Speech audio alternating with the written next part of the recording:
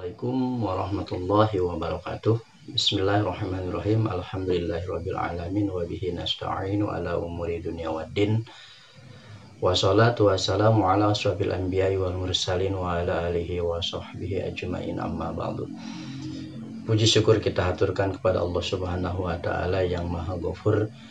Salawat beserta salam kita sanjunkan untuk baginda Nabi kita besar Muhammad sallallahu alaihi wasallam, dan semoga kita termasuk umat yang nanti mendapatkan syafaatul uzma di hari kiamat dari Rasulullah sallallahu alaihi wasallam. Amin ya rabbal alamin.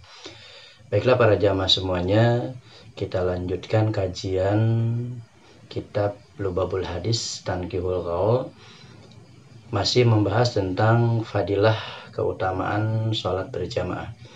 Kali ini ada sambungan hadis yang telah kita bahas di minggu yang lalu.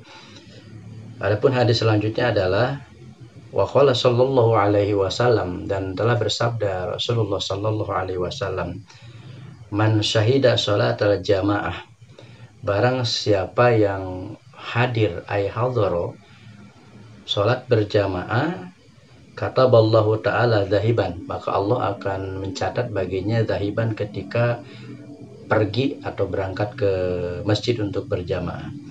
Waraji'an, dan pulangnya dari sholat berjamaah itu asyru hasanatin, 10 kebaikan. Jadi akan dicatat oleh Allah berangkatnya 10 kebaikan, pulangnya pun 10 kebaikan ketika melaksanakan sholat berjamaah. Wa maha anhu asro sayatin, dan akan dihapus oleh Allah 10 kejelekan. Wa rafa'alahu asharu darajatin, dan Allah akan mengangkat bagi orang yang sholat berjamaah pulang perginya itu 10 derajat.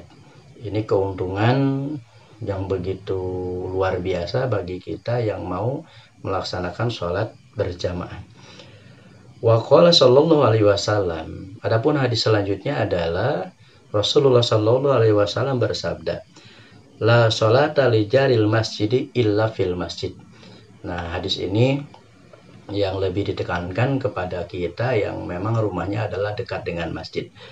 Kata Rasulullah sallallahu alaihi wasallam, la sholata, tidak sempurna sholatnya li jaril masjid, bagi yang rumahnya dekat masjid, illa fil masjidi, kecuali sholatnya berjamaah di masjid. Ini sungguh berat sekali bagi orang yang rumahnya dekat masjid. Adapun hadis ini diriwayatkan adalah rawahu Daruqutni wal Baihaqi, diriwayatkan oleh Daruqutni dan Baihaqi, diterima an Jabir wa an Abi Hurairah, dan sumbernya adalah diceritakan oleh Jabir dari Abi Hurairah. Akan tetapi wa hadzal hadisi mahmulun fil faridah, maksudnya hadis ini adalah mencakup untuk sholat fardu. Wa ma ulhiqa biha fadluha fil masjid. Adapun yang memang haknya itu adalah sholat fardu itu adalah berjamaah di masjid, afdalu, itu lebih utama. Wa ma ada dzalika fa fi'luhu fil bait afdalu min fi'li fil masjid. Adapun kebalikan dari itu, ada yang memang lebih utama dilakukan sholatnya adalah di rumah, itu lebih utama daripada sholat di masjid. Sebagaimana dijelaskan dalam syair kata Afadul Aziziyu wa nadhama dzalikal alamatu Mansur al-Toblawi. Ada syair yang ditulis oleh Sayyidina Mansur al-Toblawi min Bahri Rizzi. Kata beliau, sholatu naflin fil buyuti afdal, sholat sunnah itu di rumah lebih utama, illallati jama'atan tahsulu, kecuali sholat berjamaah yang wajib dilakukan harus di masjid. Wa sunnatul ihram wa tawaf, dan yang masuk kriteria untuk dilakukan ini adalah sholat sunnah ihram dan sholat sunnah tawaf. Wa naflu jalisinil itikaf, atau untuk meniat melaksanakan sunnah seperti itikaf, maka itu adalah lebih utamanya di masjid. Wa nahwu ilmihi, dan seumpama perumpamaan mengetahui al-ihya'i li buqatin, dengan tujuan menghidupkan satu tempat, seperti kata duha wa naflu yaumil jum'ah, seperti melaksanakan sholat sunnah duha dan melaksanakan sholat sunnah Jumat, itu adalah lebih utama di masjid. Wa khaiful fawti bima ta'akhir. Akan tetapi apabila merasa khawatir ketinggalan untuk berjamaah, wa khadimu wa munsyi'u lil musafir, maka ketika kita memang ada khawatir untuk atau takut ketinggalan untuk berjamaah, maka kita lakukan sholat sunnah itu adalah di masjid. Wa qadimu wa munsyi'u lil musafir, dan bahkan juga bagi orang yang melaksanakan dalam perjalanan, walil istikharati wal qabliyah. Ada juga yang sunnah dilakukan di rumah itu adalah seperti sholat istikharah, kemudian sholat sunnah qabliyah. Sholat sunnah qabliyah yang mana? Li maghribin, bagi untuk melaksanakan sholat fardu maghrib. Wa hakadha lil ba'diyah, dan begitu juga sunnahnya adalah dilakukan di rumah sholat sunnah ba'diyah. Wa kullu qabliyatin dakhala fi waqtiha. Adapun setiap yang dilakukan sholat sunnah qabliyah adalah sudah masuk pada waktu untuk sholat.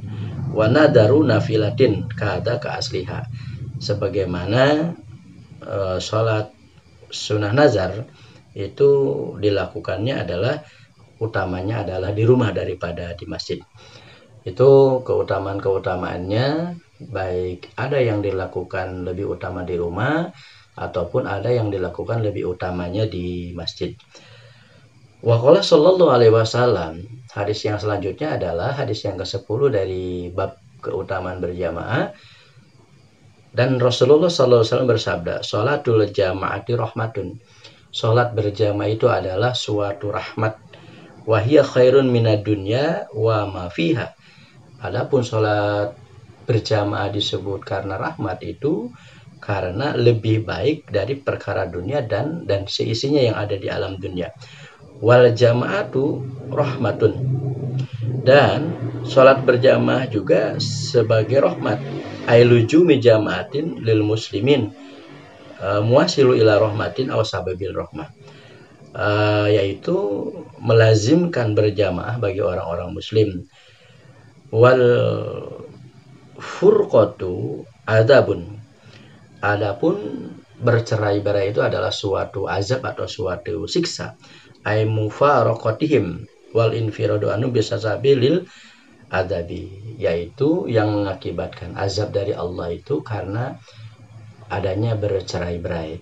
Jadi maksudnya ini lebih spesifik untuk kepada sholat bersama-sama, karena berjamaah itu bisa diidentikan maknanya adalah selalu bersama-sama, baik di masyarakat ataupun di mana saja kita berada, kita harus bersama-sama dalam menyelesaikan atau bermusyawarah.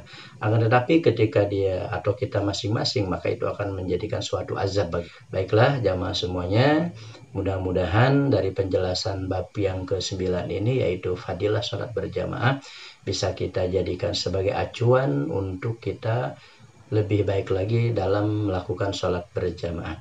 Itu saja, mudah-mudahan ada manfaatnya. Wallahul muwaffiq ila aqwamit thoriq. Assalamualaikum warahmatullahi wabarakatuh.